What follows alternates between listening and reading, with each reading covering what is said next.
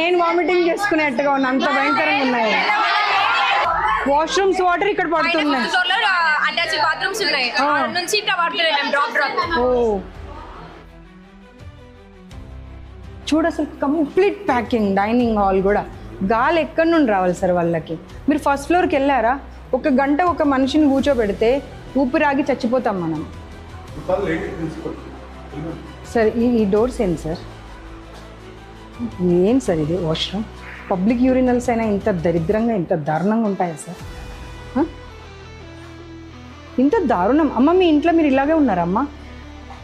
చూడండి అదిగో ఆ డోర్స్ ఏందమ్మా? ఇటు రండి. రోగాలు ఇవ్వడానికి తీసుకొస్తున్నారమ్మా మీరు, చదువులు చెప్పడానికి కాదు, వాళ్ళ ఉజ్వల భవిష్యత్తు చూడు కాదు, నరకమైన లైఫ్ ఇవ్వడానికి తీసుకొస్తున్నారు ఇక్కడికి. ఏందమ్మా ఈ రూమ్స్? మొత్తం లీకేజ్ అయ్యి కింద వాటర్ పడి, బెడ్ల మీద వాటర్ పడి, ఎవరన్నా మనుషులు అనేవాళ్ళు ఉండే అటువంటి ప్లేసెస్ అయినా ఇది ఈ రూమ్ చూడండి. ఇలా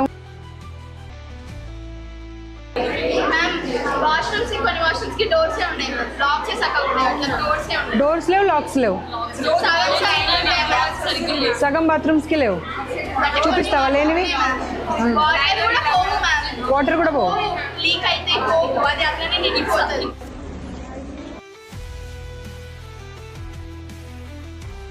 ఫోర్త్ ఫ్లోర్లో కూడా ఇదే ప్రాబ్లమ్స్.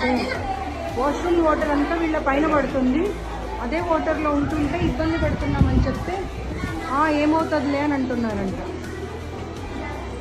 ఇదో ఈ రూమ్ కూడా క్లీన్ చేయలేదు. మిగతా అంటే మేము పైదాకా వస్తామని వాళ్ళు ఎక్స్పెక్ట్ చేయనట్టున్నారు. మనుషులు ఉండే స్థలమే.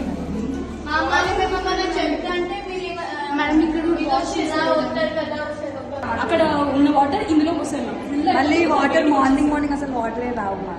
అటు సైడ్ వెళ్ళి కనెక్షన్ పెట్టారు, ఇదంతా ఫిల్ అయిపోయి ఇక్కడ బయట వరకు వచ్చేసి ఇది కూడా అసలు పని చేయదు. క్లోజ్ పెట్టేది విండో డోర్స్ కూడా వస్తారు అసలు.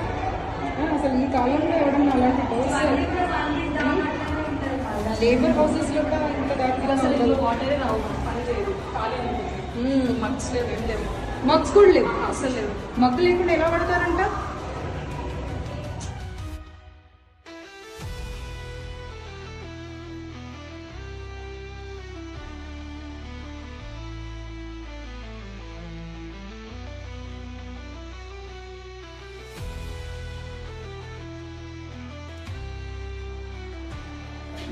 అక్కడ అన్ని పిల్లలు అక్కడిని చూస్తారు. సార్ ఇలా ఉండొచ్చునా సార్? ఇలా ఉండొచ్చునా? మీరు రీజన్ చెప్పొద్దు నాకు. మగ్స్ని ఇక్కడ వాడతారు, అక్కడ వాడతారు మంచినీళ్ళకి. ఆ డోర్స్ చూడండి ఒకసారి, మీరు డోర్స్ చూడండి. మనుషులు అనే వాళ్ళు ఎవరైనా ఇంకా లోపల కనుక చూసారనుకోండి, ఇక్కడే వామిటింగ్ చేసేసుకుంటారు.